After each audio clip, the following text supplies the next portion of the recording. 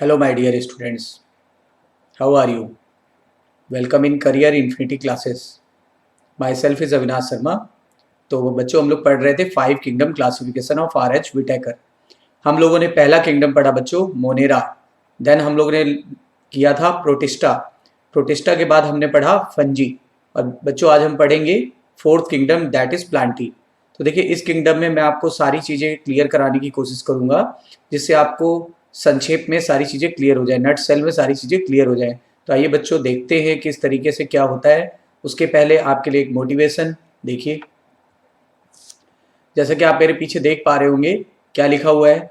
लिखा है विकल्प मिलेंगे बहुत मार्ग भटकाने के लिए, संकल्प एक ही काफ़ी है मंजिल तक जाने के लिए। तो बच्चों मोटिवेशनल कोट है, आप बिल्कुल इस पे ध्यान दीजिए कि बहुत सारे विकल्प आपको मिलते हैं लाइफ में, जिससे क्या हो जाता है कि आप लोग भटक जाते हो। लेकिन अभी हमारे पास टाइम है और हम अपने टारगेट के लिए बस पूरी तरह से तन मन से एकदम जुट जाएंगे, जिससे हमारी सारी चीज़ें हो जाएंगी। और मैं आपके साथ हमेशा हूँ, ठीक है। और बिल्कुल आप लोग पढ़ते रहिए, कोई भी समस्या हो तो शेयर करिए, ठीक है बच्चों। तो आइए स्टार्ट करते हैं आज का topic that is plant kingdom. तो बच्चों किंगडम प्लांटी में 5 चीज़ें आती हैं, ठीक है। पहले तो किंगडम प्लांटी में होता क्या है, इसमें ऑटोट्रॉप भी आते हैं और हेट्रोट्रॉप भी आते हैं, ठीक है। आइए हम लोग देखते हैं क्या क्या इसमें चीज़ें आती हैं, एक एक करके हम लोग इसको डिस्कस करते हैं, ठीक है। पहले इस किंगडम के हाइलाइट्स देखते हैं, फिर इसके बारे में मैं आपको बताऊंगा। तो बच्चों हम लोग पढ़ रहे हैं प्लांटी। आप बताइए प्लांटी किंगडम में कैसे मेंबर आएंगे, मल्टी सेलुलर। तो इसमें आते हैं मल्टी सेलुलर यूकैरियोट्स। इसमें आते हैं बच्चों मल्टी सेलुलर यूकैरियोट्स। तो इसमें मल्टी सेलुलर यूकैरियोट्स आते हैं। और ये कैसे, प्लांटी में सेल वॉल पाई जाती है, तो प्लांटी में सेल वॉल प्रेजेंट है। और सेल वॉल किसकी बनी होगी, मेनली सेलुलोज की, cellulose plus hemicellulose plus chitin plus lignin, ये सब भी हो सकता है।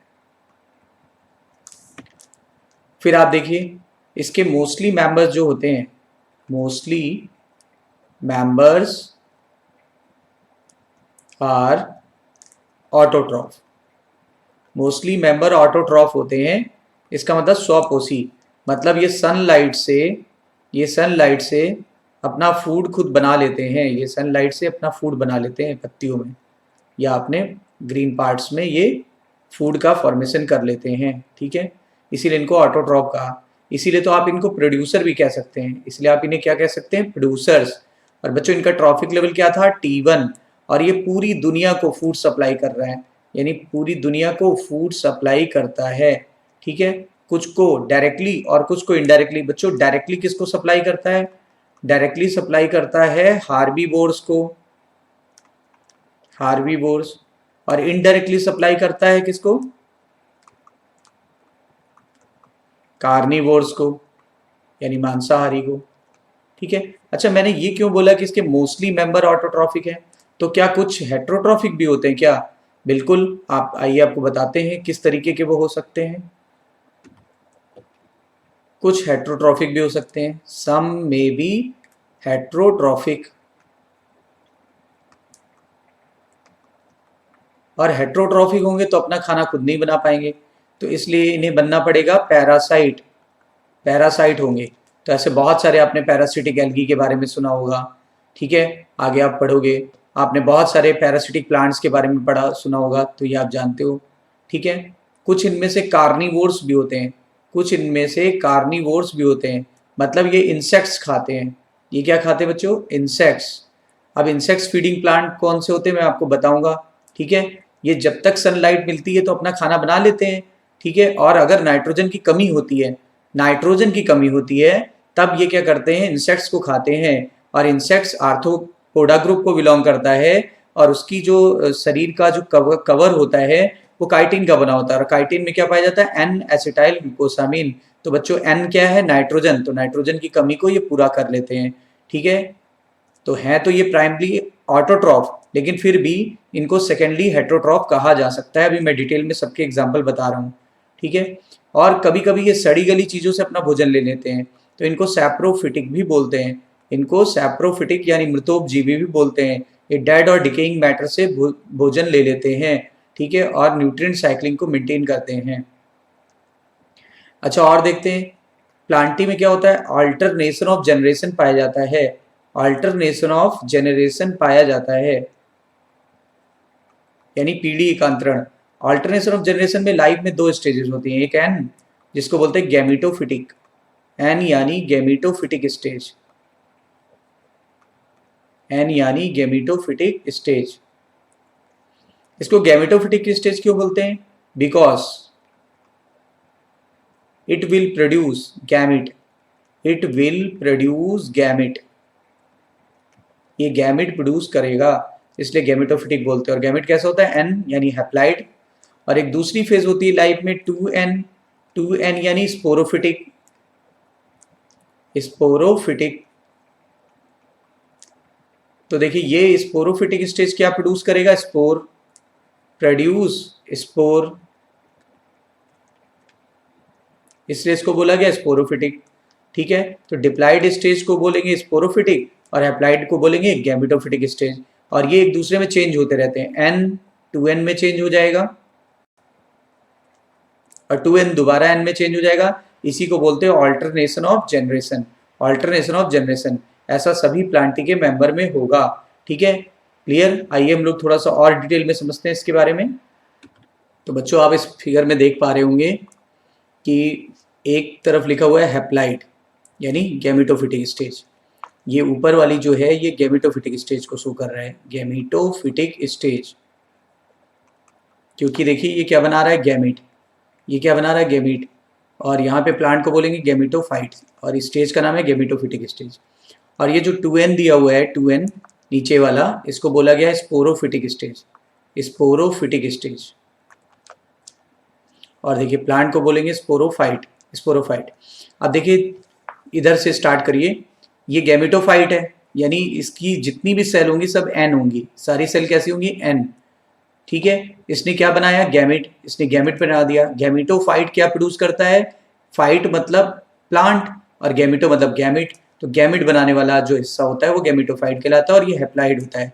और गैमेट भी हैप्लाइड होंगे। अब देखो दो प्रकार के गैमेट बनेंगे, एक मेल गैमेट बनेगा और एक फीमेल गैमेट बनेगा, फिर दोनों फ्यूज कर जाएंगे। फ्यूज कर गए तो ये इस जनरेशन से इस जनरेशन में प्रवेश कर गया, यानी गैमेटोफाइट से स्पोरोफिटिक जनरेशन में प्रवेश कर गया। बताओ जरा, n और n कितने n हो गए बच्चों? 2n। तो 2n जाइगोट बन गया, यानी ये किस स्टेज में आ गया? स्पोरोफिटिक स्टेज में आ गया। अब देखिए फाइनली आगे चल के क्या करता है, ये एक से अनेक सेल बना लेता है माइटोसिस द्वारा। बना भी सकता है, नहीं भी बना सकता है, लेकिन इसने देखिए इस फिगर में बना लिया और इसी को बोलते हैं स्पोरोफाइट। और इसी स्पोरोफाइट में जब रिडक्शन, डिवीजन या मियोसिस हो जाएगी तो फिर से ये क्या करेगा? ये स्पोर बना लेगा, हैप्लाइड स्पोर बना लेगा और इसी हैप्लाइड स्पोर से माइटोसिस द्वारा फिर से गैमेटोफाइट बन जाएगा। तो देखिए अब इस स्टेज से इस स्टेज में चला गया। इसी इसमें देख पा रहे होगे आप कि n स्टेज 2n में बदल रही है और 2n दोबारा n में बदल रही है, ठीक है। फ्यूजन को आप फर्टिलाइजेशन बोल सकते हैं, यानी फर्टिलाइजेशन से क्या होगा? n मिलकर के 2n बना लेंगे और रिडक्शन डिवीजन से 2n मिलकर के n बना लेगा। इसी को बोलते हैं ऑल्टरनेशन ऑफ जनरेशन। एक बात समझनी और जरूरी है बच्चों, आइए उसको भी हम लोग देखते हैं। देखिए प्लांट किंगडम में हमें 5 चीजें पढ़नी है। पहला एल्गी, दूसरा ब्रायोफाइटा, तीसरा टेरिडोफाइटा, चौथा जिम्नोस्पर्म और पांचवा एंजियोस्पर्म। और जब आप इधर से इधर जाएंगे तो आप पहुंच जाओगे हायर प्लांट की तरफ। इधर क्या है? लोअर प्लांट्स और इधर क्या है? Higher plant. तो आपको कुछ चीज़ें बता दूं, जब आप लोअर से हायर प्लांट तक जाते हो तो आपको क्या दिखता है? आपको इधर इवोल्यूशन का क्रम इस ऑर्डर में देखेंगे, इवोल्यूशन का क्रम इस ऑर्डर में है। और आगे जाने पे कॉम्प्लेक्सिटी बढ़ेगी, आगे जाने पे कॉम्प्लेक्सिटी बढ़ जाती है, ठीक है। उसके अलावा क्या होगा? जो गैमेटोफिटिक स्टेज है, लोअर में गैमेटोफिटिक स्टेज ज़्यादा लंबी होती है। जब आप आगे जाओगे तो स्पोरोफिटिक स्टेज मिलेगी, स्पोरोफिटिक स्टेज डोमिनेंट हो जाएगी। तो बताइए लोअर वाले पौधों में कौन सी स्टेज डोमिनेटेड होती है? गैमेटोफिटिक, जबकि हायर वालों में स्पोरोफिटिक, ठीक है। आइए थोड़ा सा और डिटेल में इसको देखें। देखो जो एल्गी होता है उसमें लाइफ होती है हैप्लॉन्टिक, मेनली कैसी होती है? हैप्लॉन्टिक। हाँ, कुछ अपवाद भी हैं, वो बाद में देखेंगे, कुछ एक्सेप्शंस भी हैं, वो बाद में देखेंगे, तभी मैं लिख रहा हूँ मेनली हैप्लॉन्टिक। तो यहाँ होती है हैप्लॉन्टिक। यहाँ पर देखिए, यहाँ पर भी होती है हैप्लॉन्टिक, ठीक है, लेकिन इसमें कुछ समय के लिए 2n भी रहती है। n ज़्यादा समय के लिए रहेगी, 2n कम समय के लिए रहेगी, तो हम बोल सकते हैं हैप्लोडिप्लॉन्टिक, हैप्लोडिप्लॉन्टिक, ठीक है। इसमें क्या होगा? इसमें 2n ज़्यादा समय के लिए रहेगी, n कम समय के लिए रहेगी, तो हम क्या बोले बच्चों? डिप्लो हैप्लॉन्टिक, ठीक है। यहाँ पर देखिए, जिम्नोस्पर्म में 2n स्टेज ज़्यादा समय के लिए रहती है, ठीक है, इसलिए इसको बोलते हैं डिप्लॉन्टिक। इधर भी देखिए, एंजियोस्पर्म में भी 2n ज़्यादा समय के लिए रहेगी, इसको बोलते हैं डिप्लॉन्टिक। तो अब सबकी पोलारिटी लेवल समझ में आया? बताइए, एल्गी का पोलारिटी लेवल क्या है बच्चों? हैप्लॉन्टिक। जबकि ब्रायोफाइटा का क्या है? हैप्लोडिप्लॉन्टिक। चलिए टेरिडोफाइटा का बताइए, डिप्लो हैप्लॉन्टिक। चलिए जिम्नोस्पर्म और एंजियोस्पर्म का बताइए, डिप्लॉन्टिक एंड डिप्लॉन्टिक। एक बात और जान लेनी जरूरी है बच्चों, जिसमें जो स्टेज ज़्यादा लंबी होती है वही उसका मेन बॉडी होता है। जैसे बताइए, एल्गी का मेन बॉडी क्या? गैमेटोफिटिक, ठीक है। बताइए ब्रायोफाइटा का भी मेन बॉडी गैमेटोफिटिक। चलिए टेरिडोफाइटा का मेन बॉडी स्पोरोफिटिक। चलिए इसका बताइए, जिम्नोस्पर्म का स्पोरोफिटिक। चलिए एंजियोस्पर्म का बताइए, स्पोरोफिटिक। तो समझ में आ गया ना? क्लियर हो गई बच्चों? इस फिगर में आपको एक दो बातें और क्लियर करनी पड़ेंगी, देखिए उसको भी देख लेते हैं हम लोग। देखिए एल्गी जो होता है मेनली वाटर में पाया जाता है, बहुत रेयरली ये लैंड वगैरह पर पाया जाता है, ठीक है। ब्रायोफाइटा जो होता है, और ये एल्गी फोटोसिंथेटिक होती है, तो आप जानते ही हो। ब्रायोफाइटा जो होते हैं वो नॉन वेस्कुलर प्लांट है, ध्यान दीजिएगा, नॉन वेस्कुलर प्लांट है। अभी तक वेस्कुलर बंडल नहीं बना है, यानी जाइलम फ्लोएम नहीं बना है, लेकिन ये लैंड प्लांट है बच्चों। फर्स्ट लैंड प्लांट किसको माना जाए? फर्स्ट लैंड प्लांट, ठीक है। तो ये लैंड प्लांट है, और ये पानी में भी रहते हैं और ये लैंड पर भी रहते हैं, इसीलिए इनको लाइफ के लिए पानी की आवश्यकता होती है, इसीलिए ये पानी के करीब रहते हैं लैंड पर, और इसीलिए इनको बोलते हैं amphibia of plant kingdom. Amphibia, क्योंकि ये दोनों हैबिटेट में, दोनों हैबिटेट की नीड पड़ेगी, इसीलिए एम्फीबिया ऑफ प्लांट किंगडम। बताओ बच्चों, एम्फीबिया ऑफ प्लांट किंगडम क्या है? That is bryophyta, first land plant bryophyta, ठीक है। लेकिन इसमें वैस्कुलर टिश्यू अभी तक डेवलप नहीं हुआ है। आगे चलते हैं, टेरिडोफाइटा सीडलेस है, अभी तक सीड नहीं बना है, लेकिन इसमें वैस्कुलर टिश्यू डेवलप हो गया। वैस्कुलर टिश्यू क्या? जाइलम और फ्लोएम, जाइलम और फ्लोएम। तो बताइए, जाइलम फ्लोएम डेवलप होने से ये सक्सेसफुल लैंड प्लांट बन गए, first successful land plant. First successful land plant क्या होते हैं बच्चों? First successful land plant.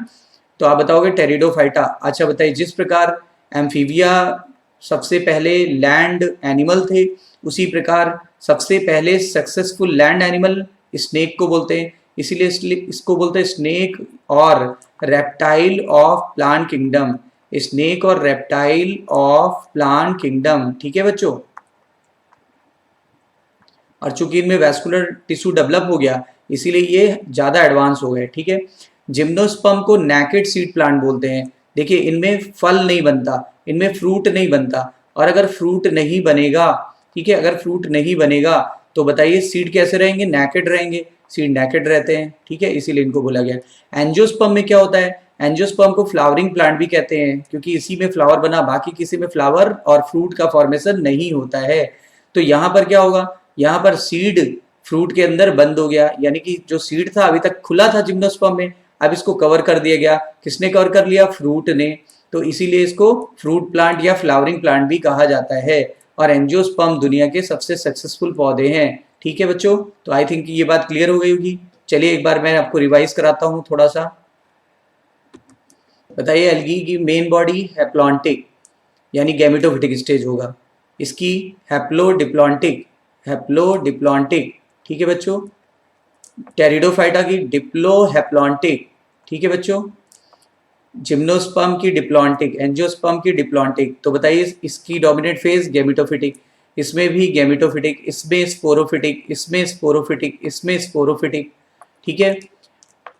अब आगे देखिए, यहाँ पे बॉडी बहुत ज़्यादा डेवलप नहीं होती है, यहाँ पर भी बॉडी एल्गी से थोड़ी ज़्यादा डेवलप है, एल्गी से थोड़ी ज़्यादा डेवलप है बॉडी, क्योंकि देखिए आगे जाने पे कॉम्प्लेक्सिटी बढ़ेगी, इवोल्यूशन बढ़ेगा।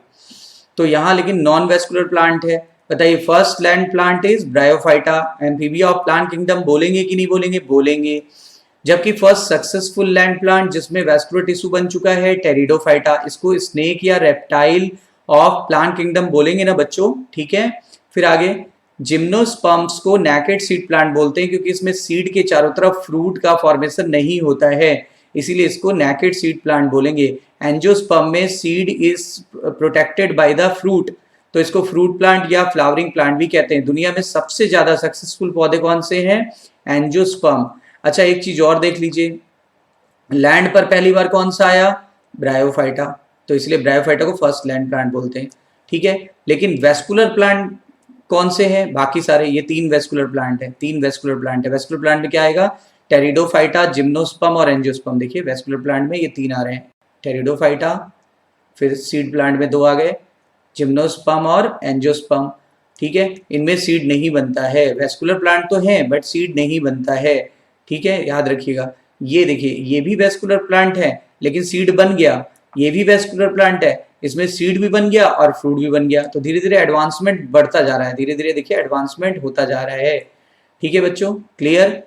तो first land plant bryophyta, first successful land plant pteridophyta, naked seed plant gymnosperm, ठीक है। फ्रूट या फ्लावरिंग प्लांट एंजियोस्पर्म, ठीक है। सबसे ज्यादा इवोल्यूशन किसका हुआ? एंजियोस्पर्म का, ठीक है। सारी बातें क्लियर। आइए थोड़ा और आगे बढ़ते हैं बच्चों। तो माय डियर स्टूडेंट यहाँ एक चार्ट है उसको देखिए। प्लांट्स को हमने 2 भागों में बांटा, एक ऐसा जिसमें प्लांट की बॉडी डिफ्रेंशिएटेड नहीं होती है, यानी प्लांट की बॉडी ज्यादा डिफ्रेंशिएटेड नहीं होती, उसमें कुछ खास चीजें नहीं पाई जाती हैं, इस ग्रुप को बोलते हैं थैलोफाइटा। और यहाँ आएगा एल्गी, यहाँ आएगा एल्गी। जबकि दूसरे ग्रुप में हमने ऐसे प्लांट बॉडी वाले पौधों को रखा गया जिनकी बॉडी थोड़ी डिफ्रेंशिएटेड होगी, यानी थोड़ी एडवांस होगी। उसमें भी हम लोगों ने इसको 2 भागों में बांटा है, जिसमें स्पेशल वैस्कुलर टिश्यू नहीं होगा और जिनमें स्पेशल वैस्कुलर टिश्यू होगा। बताइए जिसमें स्पेशल वैस्कुलर टिश्यू नहीं था उसको ब्रायोफाइटा कहते हैं, ब्रायोफाइटा कहते हैं। जबकि जिसमें वैस्कुलर टिश्यू बन गया, ठीक है, और टिश्यू बन गया लेकिन उसमें सीड नहीं बना, उसको हम लोग ने टेरिडोफाइटा कह दिया था, ठीक है, टेरिडोफाइटा। फिर आगे देखिए, जिनमें सीड बना उनको बोलते हैं फेनिरोगैम्स, फेनिरोगैम्स या स्पर्मेटोफाइटा, स्पर्मेटोफाइटा। और जिनमें सीड नहीं बना उनको बोलते थे क्रिप्टोगैम्स। तो बताओ वेस्कुलर क्रिप्टोगैम्स कौन सा है बच्चों? वेस्कुलर क्रिप्टोगैम्स है टेरिडोफाइटा, क्योंकि वेस्कुलर टिश्यू बन गया लेकिन सीड नहीं बना। तो वेस्कुलर क्रिप्टोगैम्स किसको बोल रहे हैं? क्रिप्टो मतलब छुपे रहना और गैम्स का मतलब यहाँ सीड है, सीड नहीं है, सीड छुपा हुआ है मतलब नहीं बना, ठीक है। स्पर्मेटोफाइटा का मतलब क्या हो गया? सीड बियरिंग प्लांट, और फेनिरोगैम्स भी बोलते हैं। इनमें देखिए सीड बन रहे हैं। इनमें भी 2 तरह से केस बनेंगे, या तो सीड नेकेड होगा या तो सीड फ्रूट द्वारा ढका होगा। अगर नेकेड था बच्चों तो जिम्नोस्पर्म, और अगर फ्रूट ढका हुआ है, फ्रूट द्वारा ढका हुआ है तो एंजियोस्पर्म। और एंजियोस्पर्म में भी अगर सीड में 2 कोटिलेडन होंगे, अगर 2 कोटिलेडन है, जैसे चना, आप चना भिगो के आप इसको छीलिए फिर देखेंगे 2 कोटिलेडन दिखने लगते हैं येलो कलर के, तो ये क्या हुआ? डाइकॉट। और फिर देखिए अगर 1 कोटिलेडन होगा, ठीक है, जैसे चावल हुआ, गेहूं हुआ, उसमें 1 कोटिलेडन होता है, ठीक है, तो उसे क्या बोलेंगे? उसे बोलेंगे मोनोकॉट, ठीक है। अब आप देख रहे हो इवोल्यूशन का क्रम इधर से इधर है, यानी सबसे पहले क्या बना? एल्गी, फिर ब्रायो, फिर टेरिडो, फिर उसके बाद बच्चों जिम्नो के बाद एंजियो में भी पहले क्या बना? डाइकॉट, फिर क्या बना? मोनोकॉट। तो सबसे एडवांस पौधे कौन से? मोनोकॉट, और इनकी प्रोडक्टिविटी भी सबसे ज्यादा होती है। क्लियर हो गई बच्चों? तो एक एक चीज हमने आपको क्लियर करा दी। आइए और अच्छे से इसको समझने की कोशिश करते हैं हम लोग, क्योंकि मेरा एफर्ट है कि आपको सारी चीजें क्लियर करा दी जाए, कोई भी कंफ्यूजन आपको ना हो। तो बच्चों देखिए, सबसे पहले हम लोग ने यहाँ पे एक तरफ तो करेक्टर को ले रखा है, दूसरा फिर इसमें 5 ग्रुप है, एल्गी, ब्रायोफाइटा, टेरिडोफाइटा, जिम्नोस्पर्म और एंजियोस्पर्म। देखिए सबसे पहला करेक्टर हमने लिया है प्लांट बॉडी। प्लांट बॉडी में क्या होगा? पहले वाले में एल्गी में थैलस होगा, जिनमें बॉडी जो होती है डिफ्रेंशिएटेड नहीं होती है उन्हें बोलते हैं थैलस। और जबकि ब्रायोफाइटा में थोड़ी ज़्यादा डिफ्रेंशिएटेड होती है तो उसमें थैलस से थोड़ी एडवांस होती है, उसको बोलते हैं थैलस लाइक बॉडी। जबकि टेरिडोफाइटा में बॉडी 3 भागों में डिफ्रेंशिएटेड हो जाती है, रूट, स्टेम और लीफ, रूट, स्टेम और लीफ। जिम्नोस्पर्म में भी रूट स्टेम और लीफ बन जाती है, एंजियोस्पर्म में भी रूट स्टेम और लीफ बन चुकी है। सेकंड हमारा करेक्टर है एम्ब्रियो। एम्ब्रियो देखिए एल्गी में कभी नहीं बनता है, पहली बार एम्ब्रियो जो है ना, पहली बार एम्ब्रियो जो है वो ब्रायोफाइटा में बना है, यहाँ पे प्लस होना चाहिए, पहली बार जो एम्ब्रियो है वो ब्रायोफाइटा में बना, यानी फर्स्ट एम्ब्रियोफाइटा जो है वो ब्रायोफाइटा होता है। फिर उसका टेरिडो में बन गया, जिम्नो में बन गया और एंजियोस्पर्म में बन गया। वैस्कुलर टिश्यू बच्चों एल्गी में नहीं बना था, ब्रायो में नहीं बना था, पहली बार कहाँ बना, टेरिडोफाइटा। तो फर्स्ट वैस्कुलर प्लांट टेरिडोफाइटा, फिर जिम्नोस्पर्म में भी होगा, फिर एंजियोस्पर्म में भी होगा। कोई चीज एक बार बन जाती है ना तो आगे के सभी ग्रुप्स में पाई जाती है। ओव्यूल या सीड की बात करें बच्चों, तो ओव्यूल या सीड जो होता है वो ओव्यूल, ओव्यूल देखो फर्टिलाइजेशन से पहले ओव्यूल बोलते हैं और फर्टिलाइजेशन के बाद सीड बनता है। बताइए विदाउट फर्टिलाइजेशन क्या होगा, ओव्यूल, और जब फर्टिलाइजेशन हो जाएगा तो सीड। तो एल्गी में सीड या ओव्यूल नहीं था, ब्रायोफाइटा में नहीं था, टेरिडोफाइटा में भी नहीं था, जिम्नोस्पर्म में नेकेड सीड था, ठीक है, और एंजियोस्पर्म में भी नेकेड सीड होगा। अब देखिए ओवरी या फ्रूट की बात करते हैं। आपको पता है फ्रूट या ओवरी सिर्फ एक ग्रुप में पाई गई थी, एंजियोस्पर्म में, बाकी किसी ग्रुप में नहीं होती। एल्गी में एब्सेंट, ब्रायो में एब्सेंट, टेरिडो में एब्सेंट, ठीक है, जिम्नो में एब्सेंट, केवल और केवल एंजियोस्पर्म में पाई जाती है। 6 पॉइंट है अपना एमएसओ यानी male sex organ. Male sex organ को एल्गी से लेकर के टेरिडोफाइटा तक एंथ्रीडियम कहा जाता है, एंथ्रीडियम कहा जाता है, जबकि जिम्नोस्पर्म में माइक्रोस्पोरोफिल के नाम से जाना जाएगा, और बताइए ये एंजियोस्पर्म में स्टेमन के नाम से जाना जाएगा। 7 पॉइंट है आपका फीमेल सेक्स ऑर्गन यानी एफएसओ, ये एल्गी में ऊगोनियम नाम से जाना जाएगा, जबकि टेरिडोफाइटा और ब्रायोफाइटा में आर्चीगोनियम नाम से जाना जाएगा, और जिम्नोस्पर्म में भी। और यहाँ पे चेक करेंगे, यहाँ एंजियोस्पर्म में कार्पेल के रूप में जाना जाएगा। देखिए क्लियर। अब थोड़ा और हम लोग देखते हैं आगे। अब देखिए 8th पॉइंट, जूडियोगैमी क्या होती है। अगर मेल गैमेट फीमेल तक तैर के आए पानी द्वारा तो इसे क्या बोलते हैं, जूडियोगैमी। तो देखिए एल्गी में जूडियोगैमी होती है, तैर के आता है पानी द्वारा, इसमें भी मेल गैमेट फीमेल तक आता है तैर के पानी द्वारा, इसमें भी पानी द्वारा ही आता है, यानी एल्गी से लेकर के टेरिडोफाइटा तक जूडियोगैमी होगी। जिम्नोस्पर्म में नहीं होती है, ठीक है, एंजियोस्पर्म में नहीं होती जूडियोगैमी, तो फिर मेल कैसे आएगा, मेल एक्चुअली में आएगा सिफेनोगैमी द्वारा। सिफेनोगैमी क्या होती है, जब मेल गैमेट फीमेल तक कैसे पहुंचता है, पॉलन ट्यूब द्वारा, कैसे पहुंचता है, पॉलन ट्यूब द्वारा, तब इसे क्या बोलते हैं, सिफोनोगैमी। तो देखिए इनमें पॉलन ग्रेन नहीं बनता तो पॉलन ट्यूब कैसे बनेगी, इनमें भी पॉलन ग्रेन नहीं बनता, इनमें भी पॉलन ग्रेन नहीं बनता। पहली बार पॉलन ग्रेन कहाँ बना बच्चों, तो जिम्नोस्पर्म में, इसीलिए पॉलन ट्यूब यहाँ बन गई। और अगर पॉलन ट्यूब बन गई तो मेल गैमेट फीमेल तक कैसे पहुंचेगा, पॉलन ट्यूब द्वारा। This condition is known as siphonogamy. ऐसा ही सेम एंजियोस्पर्म में भी होगा, ठीक है। आखिरी पॉइंट है ट्रू फ्लावर।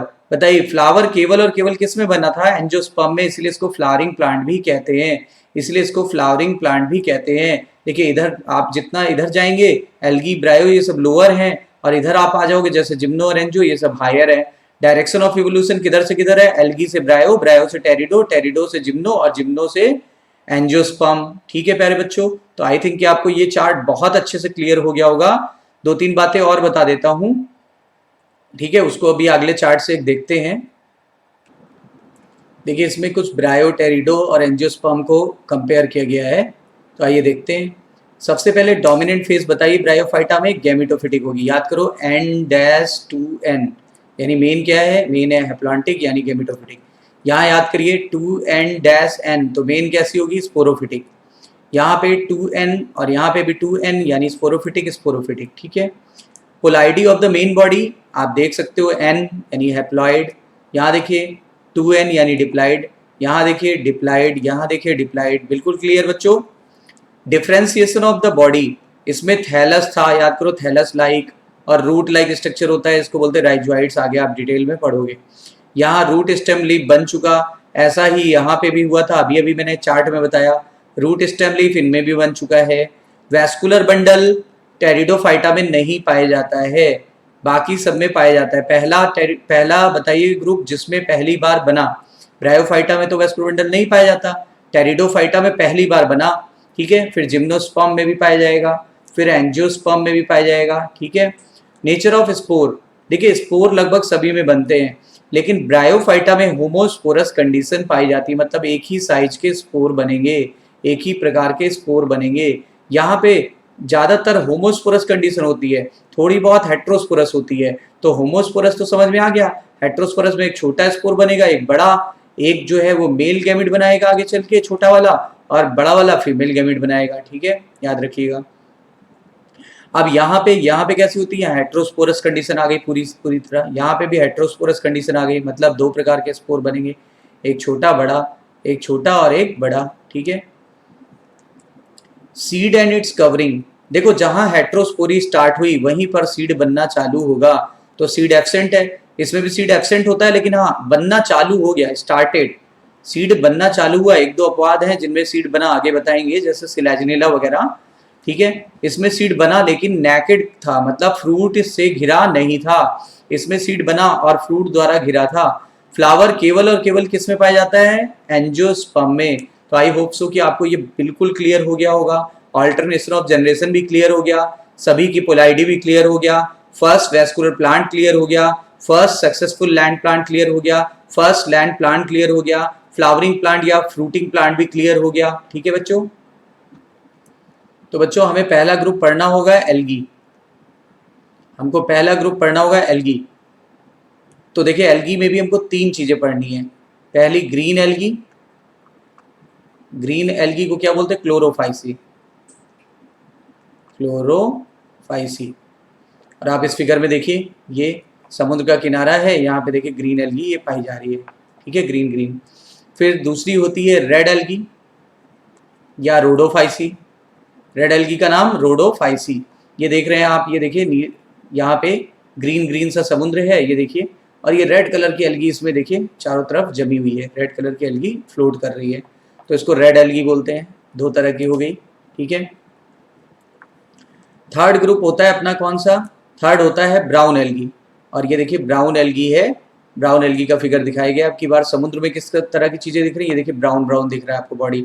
और ये है क्या, एक्चुअली इसका नाम बता दूं, लैमिनेरिया, आप पढ़ोगे लैमिनेरिया, ब्राउन एल्गी होती है लैमिनेरिया। तो आपको एल्गी क्लियर हो गई। ठीक है, अब आगे देखते हैं बच्चों, सेकंड हमें प्लांट ग्रुप पढ़ना पड़ेगा ब्रायोफाइटा। तो ब्रायोफाइटा में हमको क्या देखना पड़ेगा, ब्रायोफाइटा क्या था, फर्स्ट लैंड प्लांट, लेकिन ये पानी के बिना नहीं रह सकता, क्योंकि मेल गैमेट को तैर के जाने के लिए पानी की आवश्यकता होती है। ठीक है, जूडियोगैमी के लिए आपको बताया था अभी। तो ब्रायोफाइटा को हम लोग एम्फीबिया ऑफ प्लांट किंगडम भी बोलते हैं। ठीक है, और इसीलिए वाटर के पास ही पाए जाते हैं। अब आप देख पा रहे हैं इसमें हमें दो ग्रुप पढ़ने पड़ेंगे, लिवरवर्ट और मॉसेस। तो लिवरवर्ट देखिए दिया हुआ है, लिवरवर्ट क्या, लिवर के शेप का होता है। तो आप देख पा रहे हो, जैसे ये देखिए, ये सब देखिए ऐसे ऐसे ये सब बना हुआ है, ये इसका थैलस। तो ये देखिए ये ऐसे है, ये देखिए ऐसे और ऐसे इस तरीके से दिख रहा है। ये एनसीईआरटी का फिगर है और ये मैंने रियल फिगर निकाला है। तो ये रियल फिगर में देखिए इस तरीके से, और फ्लैट है, डॉर्सो वेंट्रली फ्लैट है इसका थैलस। थैलस कैसा है, डॉर्सो वेंट्रली फ्लैट। अभी मैं केवल हिंट दे रहा हूँ, ये मैं डिटेल में आपको नेक्स्ट लेक्चर में पढ़ाऊंगा। तो डॉर्सो वेंट्रली फ्लैटेड होता है। और ये आपका लिवरवर्ट का एग्जांपल आपके एनसीईआरटी में दिया है मार्केंसिया, रिक्सिया एंड मार्केंसिया। तो पॉपुलर एग्जांपल ये फिगर जो है मार्केंसिया का है। मार्केंसिया में देखिए क्या पाया जाता है, जेमा कब पाया जा रहा है देखिए, और रूट लाइक स्ट्रक्चर को राइजोइड्स कहते हैं, राइजोइड्स कहते हैं, मैंने अभी बताया था कुछ देर पहले। अच्छा देखिए ये क्या है, ये एक्चुअली में ये आर्चिगोनियम होता है, आर्चिगोनियम, ये आ चुका था पहचानने को। और ये क्या है, ये एंथ्रीडियम है, एंथ्रीडियम। और जिस स्ट्रक्चर पे पाया जाता है इसको बोलते हैं आर्चिगोनियोफोर, आर्चिगोनियोफोर। और ये एंथ्रीडियोफोर, एंथ्रीडियोफोर। ठीक है बच्चों, तो ब्रायोफाइटा में पहला ग्रुप क्या पढ़ना पड़ेगा हमें, लिवरवर्ट। उसमें क्या आएगा, मार्केंसिया, उसके बारे में थोड़ा सा ब्रीफ कराया। आगे चलते हैं, सेकंड हमको पढ़ना पड़ेगा मॉसेस। आप देख पा रहे हो कितना अच्छा लग रहा है, ये पत्थर है, ये देखिए स्टोन्स है, ये स्टोन्स है ये सारे। और ये देखिए उसके बगल में स्टोन्स के ऊपर बिल्कुल ऐसे छोटे छोटे छोटे छोटे ग्रीन कलर के स्ट्रक्चर बने, माइक्रोस्कोपिक। देखिए बिल्कुल ऐसे लग रहा है जैसे चादर बिछी हो, जैसे मैट बिछा हो, जैसे कारपेट बिछा हुआ है, यानी कि just like the carpet, just like the carpet या मैट, मैट की तरह बिछ जाते हैं। ठीक है, और ये मिट्टी को बांध देते हैं, ये सॉइल बाइंडर होते हैं, ये सॉइल बाइंडर होते हैं, इसीलिए जब रेनफॉल होगी तो मिट्टी अब नहीं बहेगी, इसीलिए ये प्रिवेंट सॉइल इरोजन, किसको प्रिवेंट करते हैं, prevent soil erosion, soil erosion. और इससे क्या फ़ायदा होता है, इससे ये फ़ायदा होता है कि ये प्लांट सक्सेशन में मदद करते हैं, प्लांट सक्सेशन में मदद करते हैं, ठीक है। फिर आप पढ़ोगे थर्ड टेरिडोफाइटा। अब टेरिडोफाइटा में क्या होगा, टेरिडोफाइटा में देखिए लीफ वगैरह बन गया, रूट वगैरह बन गया, और ये फर्स्ट सक्सेसफुल लैंड प्लांट है। इसको स्नेक या रेप्टाइल ऑफ प्लांट किंगडम भी कहते हैं। इसमें वैस्कुलर टिश्यू पहली बार डेवलप हुआ, इसीलिए इनका सक्सेस नेचर बढ़ गया। टेरिडोफाइटा जो होता है, इसमें क्या खास बात होगी, इसमें आते हैं फर्न, इसमें क्या आते हैं फर्न, तो याद रखिएगा फर्न वगैरह हमें पढ़ना है। तो ये फर्न का पिक्चर है जिसको आप देख सकते हो, और ये ऑर्नामेंटल होते हैं ज़्यादातर, इसके कैसे होते हैं, ऑर्नामेंटल, ऑर्नामेंटल होते हैं ज़्यादातर, ठीक है, क्लियर। तो जब मैं डिटेल में पढ़ाऊंगा तो आपको सब चीज़ पहले से ही एक आइडिया लग जाएगा कैसे क्या है। फिर अगला ग्रुप हम लोग पढ़ेंगे जिम्नोस्पर्म।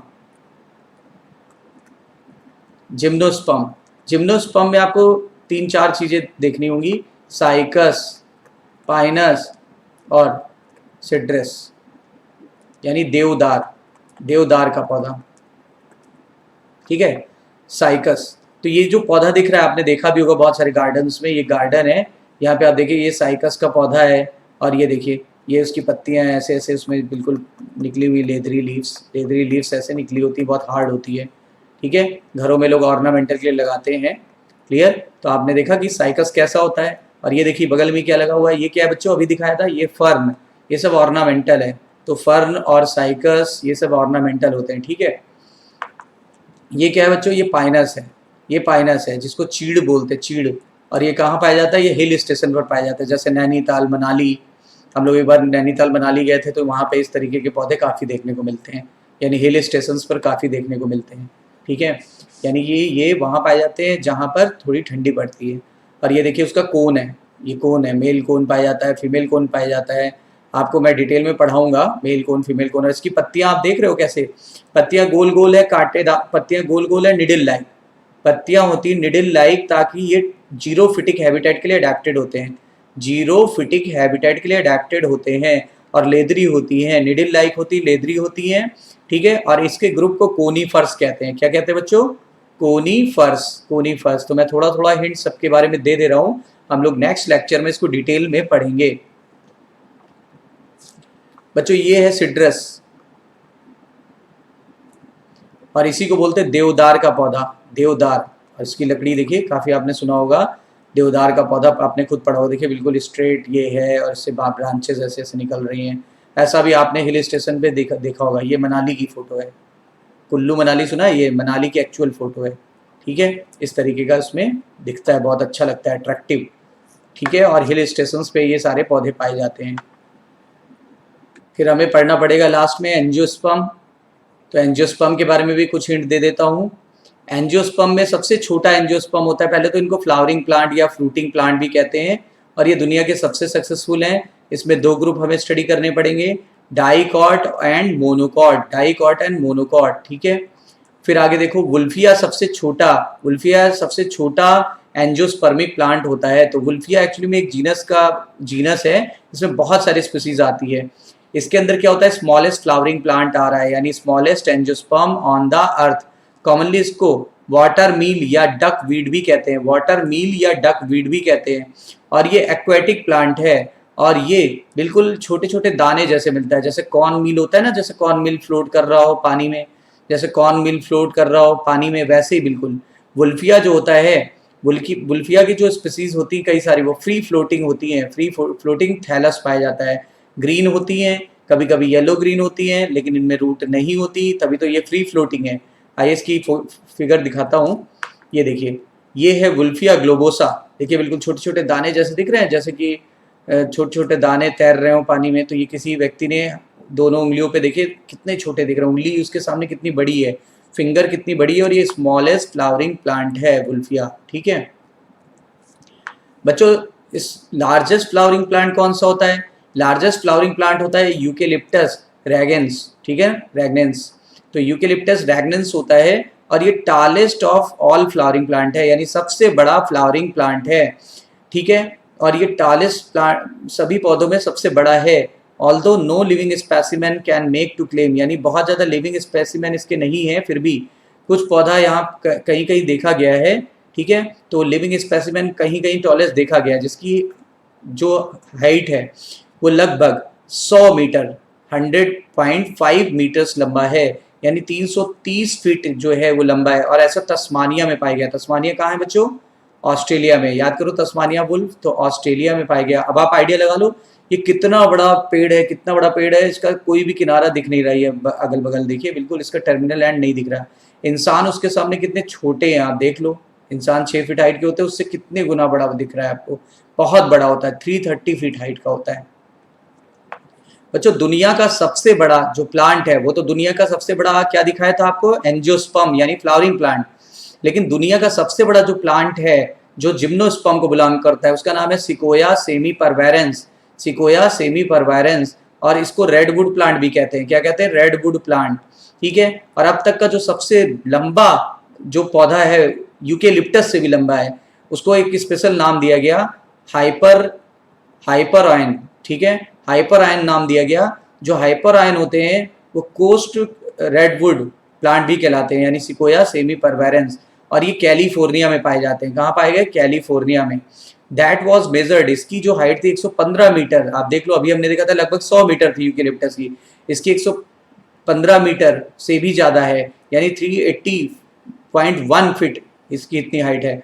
और which ranks it the world tallest known living tree, ये वर्ल्ड का टॉलेस्ट लिविंग ट्री है, यूकेलिप्टस से भी बड़ा। लेकिन ये किस ग्रुप को बिलोंग करता है बच्चों? जिम्नोस्पर्म। जिम्नोस्पर्म, इसको रेडवुड प्लांट भी कहा गया है। अब देखो हाइपर आयन जो होता है लगभग 380 फीट का है। अब आप देखो ये देखिए, ये इंग्लैंड का टावर है, बिग बैन बोलते हैं, इंग्लैंड का टावर है। इंग्लैंड में टावर है, ठीक है। ऐसे ही टावर लंदन में भी है। तो इंग्लैंड का टावर है बिग बैन, जिसकी 316 फीट हाइट है, ठीक है। ऐसे देखिए न्यूयॉर्क में स्टैचू ऑफ लिबर्टी है, जिसकी हाइट है 305 फीट। अब आप देखो ये इससे भी लंबा है। अब देखो इससे तो लंबा होगा ही होगा, ठीक है। और इससे भी लंबा है, देखिए ये 305 फीट का, इससे तो लंबा है 380, और ये 316 फीट का, इससे भी लंबा है। तो आप आइडिया लगा लो कि कितना लंबा है हाइपर आयन यानी कि रेडवुड ट्री प्लांट यानी सिकोया सेमीपरवायरेंस। ये देखिए कुछ पौधे हैं जो दुनिया के सबसे लंबे पौधे हैं, उसमें से आपको सिर्फ मतलब ऐसे रखना है। ये देखिए सिकोया एक सिकोया डेंड्रॉन जाइगेंटिज्म है, ये 94 मीटर का लंबा है, 94। जबकि सिकोया सेमीपरवायरेंस जिसको हाइपर आयन बोला था वो 115 मीटर लंबा है, और ये देखिए उससे भी लंबा है, काफ़ी लंबा है, सिकोया जाइगेंटिज्म से भी लंबा है, ध्यान दीजिएगा। क्लियर? तो ये भी आपकी तुलना हो गई सारी बातें। और देखिए यूकेलिप्टस तस्मानिया में पाया जा रहा है, ये देखिए यूकेलिप्टस तस्मानिया में, और सिकोया कैलिफोर्निया यूएसए में, ठीक है। और यूकेलिप्टस कहाँ पाया जा रहा है? तस्मानिया ऑस्ट्रेलिया में। क्लियर? लिखा है व्हाट इज टॉल, यानी सबसे टॉल क्या है? तो बताओ। बिग बैन जो इंग्लैंड में था बच्चों, बिग बैन इंग्लैंड में था वो 316, लगभग स्टैचू ऑफ लिबर्टी 305, ठीक है। वाशिंगटन में यूएस कैपिटल है वो कितना है? 288 फीट। जबकि पीसा की मीनार जो इटली में है वो 183, और ये देख लीजिए लगभग 380 hyper ion tallest tree on the earth California में है, सबसे लंबा है, चेक कर लो। इससे भी लंबा, इससे भी लंबा है, इससे भी लंबा है, इससे भी लंबा है, ठीक है। सबसे ज़्यादा लंबा है दुनिया का अब तक का सबसे लंबा लिविंग ट्री, ठीक है। बच्चों कुछ एंजियोस्पर्मी प्लांट पैरासिटिक भी होते हैं, कुछ एंजियोस्पर्मी प्लांट पैरासिटिक भी होते हैं, और ये अपने न्यूट्रिशनल के लिए दूसरे पौधों पर आश्रित रहते हैं, ठीक है। और लगभग ये पूरे एंजियोस्पर्म का 1% होता है, ठीक है। और हर एक बायोम में ये पाए जा सकते हैं, हर एक बायोम में पाए जा सकते हैं, ठीक है। जितने भी पैरासिटिक प्लांट होते हैं वो मॉडिफाइड रूट होती है, उनमें हॉस्टोरिया पाया जाता है, यानी कुछ पैरासिटिक प्लांट जिनमें रूट मॉडिफाई होकर बनती है उसमें हॉस्टोरिया पाया जाता है, और ये होस्ट के अंदर पेनिट्रेट कर जाते हैं और कनेक्ट हो जाते हैं उनके कंडक्टिंग टिश्यू यानी कनेक्टिव टिश्यू से, या तो जाइलम से या तो फ्लोएम से, ठीक है बच्चों, या तो दोनों से जुड़ जाएंगे। फॉर एग्जाम्पल स्ट्राइगा या Rhinanthus connect the connect only to the xylem, ये जाइलम से जुड़ता है। खैर ये हमें याद नहीं करना है, सिर्फ आपको नाम याद रखने हैं, स्ट्राइगा बस। कसकटा अमरवेल को बोलते हैं। ओरा बैंकी एक होता है, ये याद रखना है आपको, ठीक है। तो ये सब होस्ट के अंदर रहते हैं, क्लियर। और उसके बाद अपना ये काम चलाते रहते हैं, ठीक है। लगभग 4500 स्पीसीज, बाकी में नहीं पढ़ना, जो इंपॉर्टेंट था वही मैंने आपको बताया। 4500 स्पीसीज है पैरासिटिक प्लांट की। Approximately 20 family of flowering plant are known, यानी 4500 पैरासिटिक प्लांट जो हैं वो 20 फैमिलीज को बिलोंग करते हैं फ्लावरिंग प्लांट की, ठीक है। ये हमें अब तक पता चल चुके हैं। ये सारे देखिए ये सब पैरासिटिक प्लांट ही हैं, क्लियर बच्चों। तो आइए एक एक चीज को हम देखते हैं, कौन सा पौधा कौन सा है। तो बच्चों ये है स्ट्राइगा। स्ट्राइगा भी मैं आपको बता रहा था ना पैरासिटिक प्लांट होता है। तो ये है स्ट्राइगा, ये है सेंटेलम। सेंटेलम ये सब पैरासिटिक प्लांट है। उसके अलावा ये है विस्कम, दिस इज विस्कम। तो तीन हो गए। उसके अलावा देखिए ये आर्किथोबियम है, आर्क्यूथोबियम। इसको बोलते हैं स्मॉलेस्ट पैरासिटिक फ्लावरिंग प्लांट, यानी smallest parasitic angiosperm, smallest parasitic angiosperm. जबकि ये क्या है, ये है कसकटा या डोडर प्लांट, डोडर प्लांट। इसी को आप देख रहे हो, ये पौधों के ऊपर धागे नुमा ऐसे इसके धागे ऐसे ऐसे लिपट गए, आपने देखा होगा, येलो कलर का होता है। और इसको अमर बेल भी कहते हैं हिंदी में, अमर बेल। तो ये सब कैसे पौधे थे, ये सब थे पैरासिटिक प्लांट, पैरासिटिक एंजियोस्पर्म। बच्चों पैरासिटिक के अलावा कुछ सैप्रोफिटिक भी होते हैं, कुछ एंजियोस्पर्म सैप्रोफिटिक भी होते हैं। अभी हम जितना डिस्कशन कर रहे हैं फ्लावरिंग प्लांट यानी एंजियोस्पर्म के लिए कर रहे हैं। तो देखिए लिखा हुआ है the plant belonging to genus, यानी सैप्रोफिटिक के जो जीनस होते हैं वो नियोसिया कहलाते हैं, ठीक है ना, नियोसिया। तो नियोसिया होते हैं। ये क्वेश्चन आ चुका है पीएमटी में, क्वेश्चन आ चुका है काफी बार कि बताओ सैप्रोफिटिक एंजियोस्पर्म का नाम। सैप्रोफिटिक एंजियोस्पर्म का नाम क्या है बच्चों, नियोसिया। इसमें पत्तियां नहीं होती, इसमें क्लोरोफिल नहीं होते, इसीलिए अपना भोजन नहीं बना पाते और इसीलिए सड़ी गली चीजों से भोजन लेते हैं, ठीक है ना। न्यूट्रिशन फ्रॉम द फंजी और by the saprophytic nutrition, clear बच्चों। कुछ एंजियोस्पर्मिक प्लांट हेटेरोट्रॉफिक भी होते हैं, जैसे मैंने बोला था कार्निवोरस प्लांट। एक्चुअली ये अपना भोजन बना लेते हैं। तो प्राइमरी ये कैसे हैं, प्राइमरी ये प्रोड्यूसर हैं, यानी ऑटोट्रॉफ। ये तो अपना भोजन खुद ही बना लेते हैं, इसलिए इंसेक्ट को नहीं खाते कि भोजन नहीं बना पा रहे हैं। लेकिन ये सेकेंडली, इसको क्या बोलेंगे, सेकेंडली हेटेरोट्रॉफ बोलेंगे। क्यों बोलेंगे सेकेंडली हेटेरोट्रॉफ, क्योंकि ये इंसेक्ट को फीड कर रहे हैं। अच्छा इंसेक्ट को क्यों फीड कर रहे हैं, क्या भोजन के लिए, बिल्कुल नहीं, भोजन के लिए नहीं, नाइट्रोजन की कमी को पूरा करने के लिए। एक्चुअली इंसेक्ट्स की बॉडी में क्या होता है, काइटिन, काइटिन। तो काइटिन में क्या होता है बच्चों, नाग एन एसिटाइल ग्लूकोसामिन, और इसी नाइट्रोजन को ये यूज कर लेते हैं। तो देखिए क्या लिखा है, नाइट्रोजन की कमी को पूरा करते हैं, इसीलिए इनको कार्निवोरस प्लांट भी बोला गया। इनको प्राइमरी प्रोड्यूसर और सेकेंडली कंज्यूमर भी कहा जा सकता है, ठीक है। क्या ये इंसेक्ट्स को अपनी भूख मिटाने के लिए यूज करते हैं, आंसर आएगा नहीं, ये नाइट्रोजन की कमी को फुलफिल करने के लिए करते हैं। तो लिखा है they are the plant that derive some or most of their nutrients from trapping and consuming the animal, यानी क्या होता है, न्यूट्रिएंट्स के लिए ये निर्भर हैं एनिमल पर या प्रोटोजोअन्स पर। टिपिकली इंसेक्ट्स खाते हैं, मैंने आपको बोला था, इसलिए इसको इंसेक्टिवोरस प्लांट भी कहा जाता है, या अदर आर्थ्रोपोड्स खाते हैं। Carnivorous plant have adapted to grow in places where the soil is thin और पुअर इन न्यूट्रिएंट। ये वहीं पाए जाते हैं जहां न्यूट्रिशन की कमी है। इसी कमी को पूरा करने के लिए इनमें अडेप्टेशन आ गया। इसमें क्या हो गया, नेचुरल सिलेक्शन। और जब बच्चों उसका नेचुरल सिलेक्शन हो गया तो इनमें नाइट्रोजन की कमी को पूरा करने के लिए अडेप्टेशन आ गया और ये इंसेक्ट खाने के लिए अडेप्टेड हो गए। सच एज एसिडिक बॉग, जैसे एसिडिक बॉग वगैरह प्लेस में नाइट्रोजन की कमी को पूरा करने के लिए पाए जाते हैं। कुछ इंसेक्टिवरस प्लांट के नाम बता रहे हैं। एक है ब्लैडर वॉर्ट, ब्लैडर वॉर्ट, इसी को बोलते हैं यूट्रिकुलेरिया, यूट्रिकुलेरिया। और एक बात और है, जितने भी इंसेक्टिवरस प्लांट हैं सब लीफ से मॉडिफाई होते हैं। किससे मॉडिफाई होते हैं, लीफ का मॉडिफिकेशन है। तो ब्लैडर वॉर्ट देखिए फिगर दिख रहा है, ब्लैडर वॉर्ट का फिगर देखा बच्चों आपने, ब्लैडर जैसा है, ब्लैडर वॉर्ट बोलते हैं। तो ब्लैडर वॉर्ड को यूट्रिकुलेरिया भी बोलते हैं, ठीक है। ये क्या है, ये है डायोनिया, यानी Venus fly trap, Venus fly trap. ये फ्लाई को ट्रैप कर लेता है, ये देखिए इस वजह से बहुत सारे रेसे जैसे है, जैसे यहाँ कोई फ्लाई आता है ये उसको ट्रैप कर लेता है, इसलिए नाम पड़ा वीनस, क्योंकि बहुत अट्रैक्टिव है। देखो वीनस मतलब बहुत सुंदर होता है, ब्यूटीफुल, बहुत ये ब्यूटीफुल है इसलिए वीनस।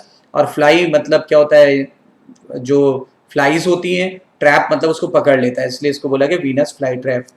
फिर आगे देखो ये पिचर प्लांट है,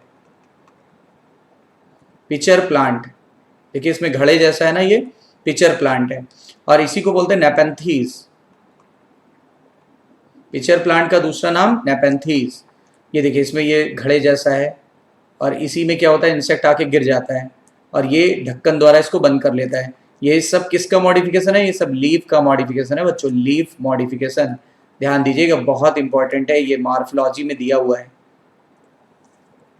ये क्या है, ये है सनड्यू।